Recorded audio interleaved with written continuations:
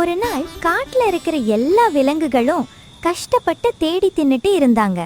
ஆனா நம்ம சிங்கம் மட்டும் செம சோம்பேறி. தனியா வேட்டையாடவோ பழம் பறிக்கவோ அவனுக்கு பிடிக்காது. யாராவது சாப்பாடு கொடுத்தா அப்படியே வாங்கி சாப்பிடணும்னு நினைப்பான். என்ன சிங்கண்ண, வயிறு பாட்டு பாடுது, போய் ஏதாவது தேடி சாப்பிட வேண்டியது தானே? யாரு? நானா? இந்த வெயில்ல அலைஞ்சு திரிஞ்சு வேட்டையாட எனக்கென்ன தலையெழுத்தா? யாராவது ரெடியா ஒரு சிக்கன் பிரியாணியோ இல்ல சூப்போ கொண்டு வந்து கொடுத்தா நல்லா இருக்கும். நரிமணி ஒரு தந்திரமான சிரிப்போட ஒரு யோசனை சொல்லுது.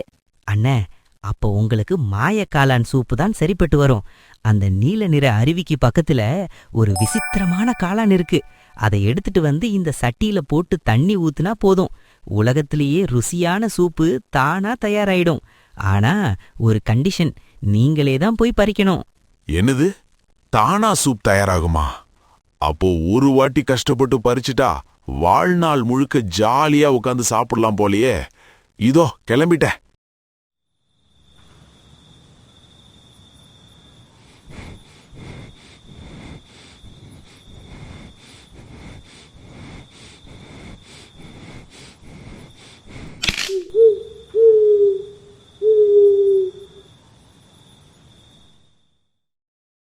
பாவம் சிங்கு ஒரு வழியா அந்த நீல அருவியை கண்டுபிடிச்சிட்டான்.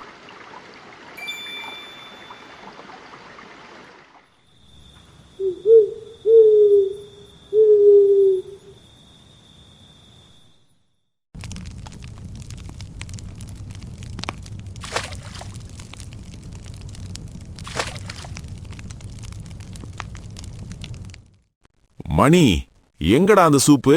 வெறும் தண்ணியா இருக்கு. என்னையே ஏமாத்திரியா? அண்ணே, கோவப்படாதீங்க. அந்த காளான் மாயக்காளான் இல்ல, அது வெறும் சாதாரண காளான் தான். ஆனா அதை வச்சு சூப்பு செய்யணும்னா நீங்க இன்னும் கொஞ்சம் வேலை செய்யணும். இதோ இந்த கேரட், பீன்ஸ், முட்டைக்கோஸ் எல்லாத்தையும் நறுக்கி போடுங்க, அப்பதான் ருசி வரும். சிங்கு வேற வழி இல்லாம காய்கறிகளை நறுக்கி விறகு அடுக்கி கஷ்டப்பட்டு சமைக்கிறான். கொஞ்ச நேரத்துல கமகமன்னு சூப்பு தயாராகுது.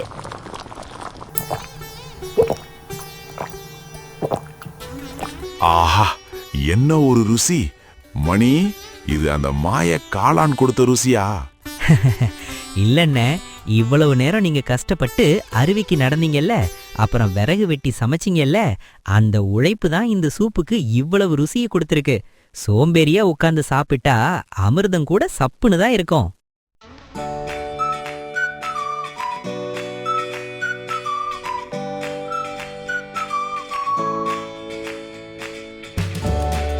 சிங்கு இப்போ பயங்கர சுறுசுறுப்பா இருக்கிறான். அவனே வேட்டையாடி சமைச்சு சாப்பிடுறான்.